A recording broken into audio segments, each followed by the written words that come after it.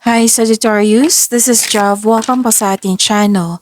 Gamitin ang reading na ito bilang gabay lamang. Kung naka-resonate kayo, comment down. Kung hindi kayo naka-resonate, ibigay niyo po sa iba kasi general reading po ito. This is for you, Sagittarius.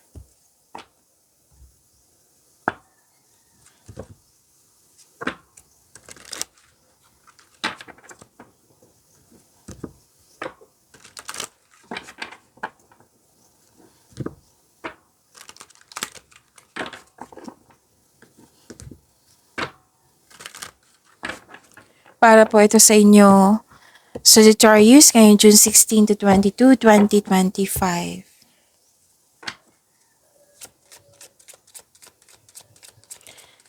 Maraming salamat po sa inyong patuloy na suporta at maraming salamat din po sa mga hindi nag-skip ng ads. Sa mga hindi pa nag-subscribe, subscribe na po kayo at click bell notification para malaman nyo na may bago tayong video.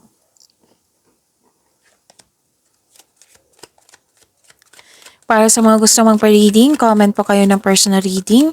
Again, comment kayo ng personal reading and check my reply sa comment section.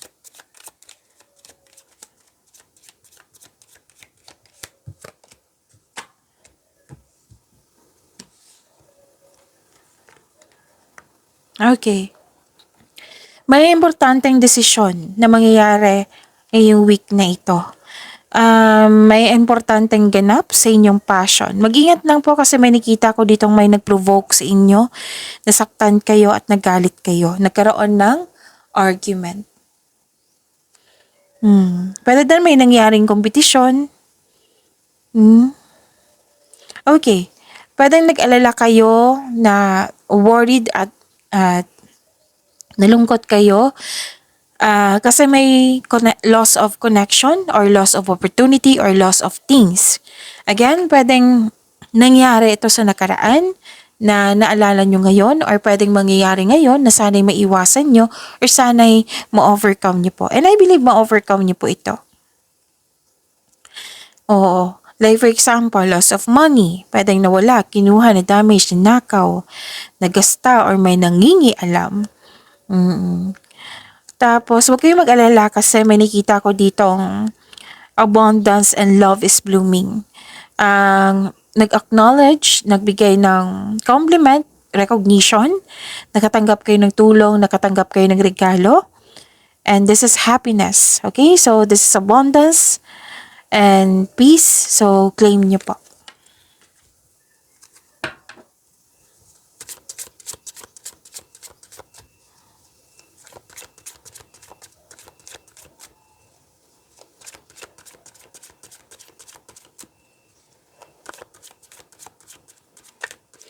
Energy po ni Sagittarius ngayon June 16 to 22, 2025.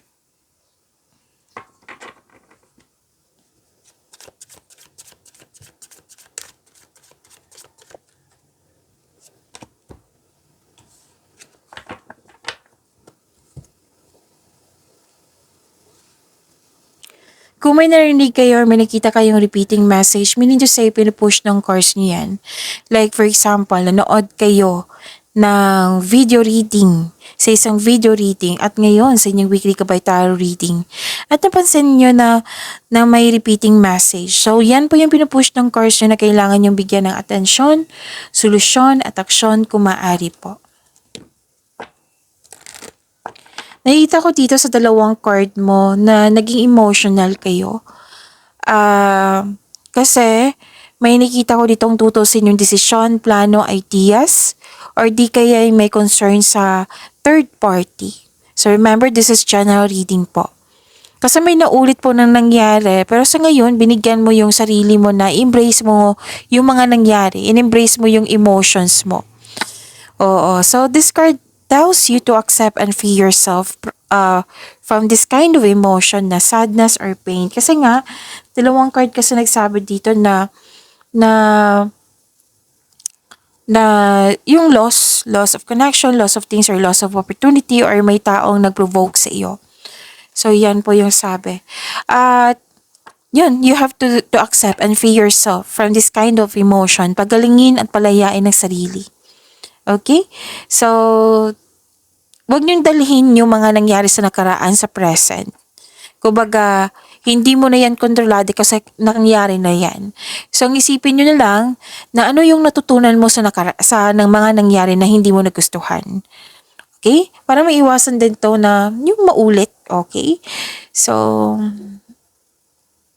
focus kayo sa makontrol nyo. Huwag kayo mag-focus sa hindi nyo makontrol.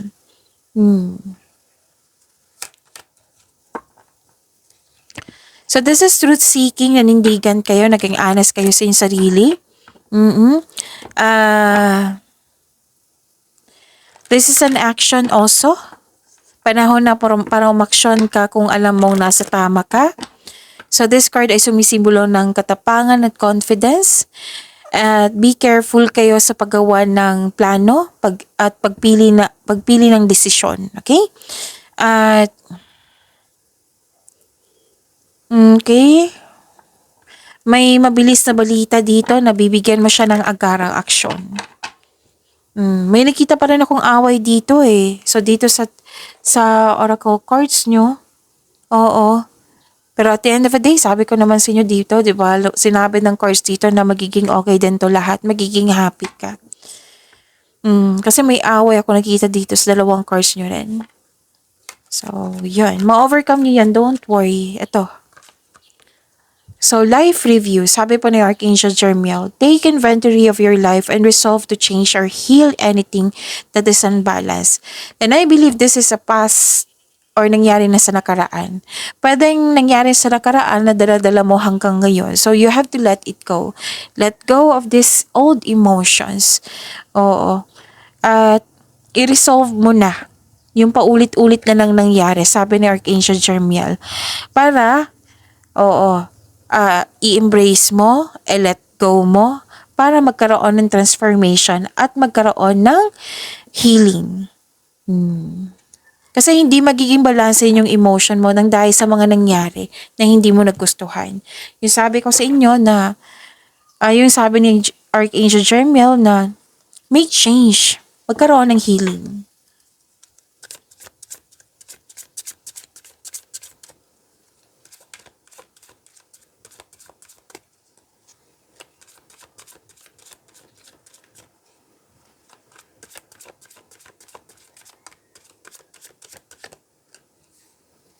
Andito po si Angel of Hope.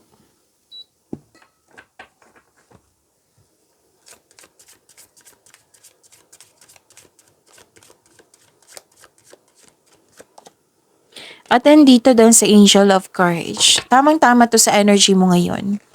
'Di ba? Tamang-tama to. So, hope and courage.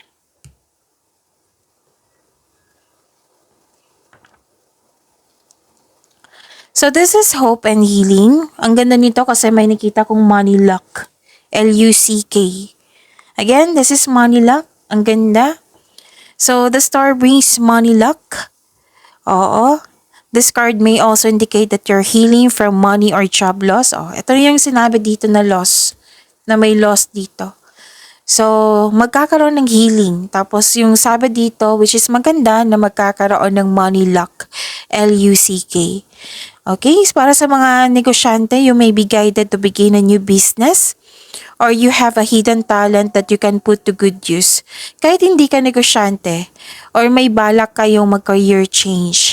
Oo, so ito na yung sinabi ng card nyo dito na may hidden talent kayo na magagamit mo na para magkaroon ka ng dagdag income or ito na yung career, napiling career mo.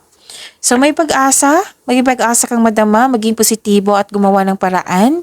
So this card offers hope and guidance. Kung nahihirapan ka ngayon, have faith that your luck is about to change for the better.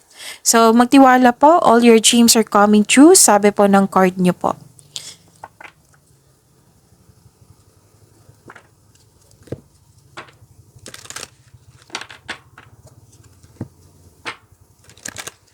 So this is overcoming obstacles. Na-overcome mo na lahat. Struggles man, challenges man yan, or nararamdaman na fear, na-overcome nyo na to kasi hinarap mo. Naging matapang ka. Naging malakas ka, naging confident ka. You have a confidence and persistence in your career. You're eager to achieve a successful outcome sa work or negosyo mo. Ang advice ng card dito, huwag kayong mag-give up. Don't doubt your strength. Malalampasan mo rin nito. Resilience, nakikita ko dito. You have an inner power. Malakas ka. Malalampasan mo rin ito. Dalawang card na mismo nagsabi niyan, ha?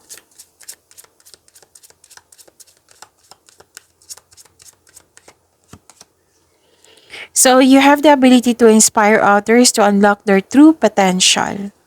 So, it might be you're a leader or an advisor, mentor. Oo.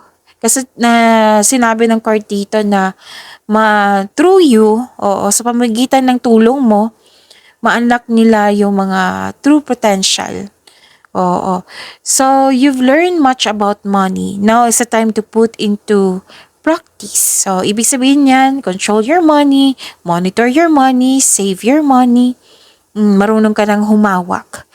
So, ang ilan sa inyo, kung may balak kayong mag-change career, at ang ilan sa inyo dito, na ito yung career nyo, teaching, coaching, mentorship, or motivational speaker.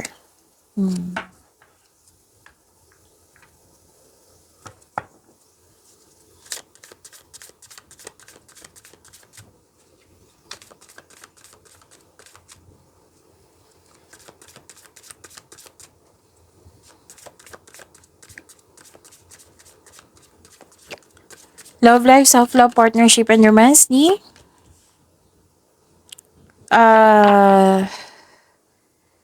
Sagittarius.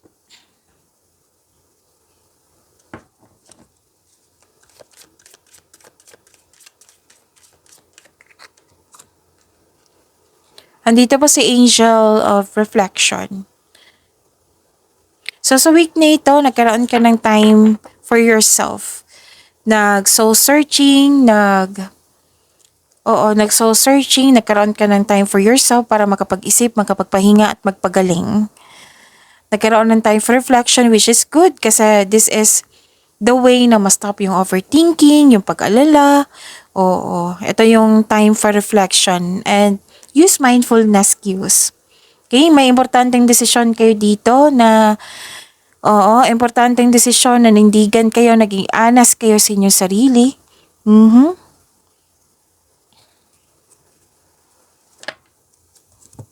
Intellectual ambition. Okay. Ginagamit nyo yung talino nyo, tagumpay nyo. Sa mga single po, may parating sa inyo na matalinong tao na very attractive siyang, yung nagkaroon siya ng communication skills na very attractive siyang magsalita. It might be this is a fire signs, Aries, Leo, Sagittarius, kapwa nyo, or air signs, Gemini, Libra, and Aquarius. So, para sa mga relasyon sa buhay mag-asawa, pwedeng ikaw to or yung partner mo na ginagamit ang lohika kasi sa emotion. At mataas ang pasensya nito. Kasi naging emotional kayo dito. So, yung partner mo, nagbigay ng mahabang pasensya.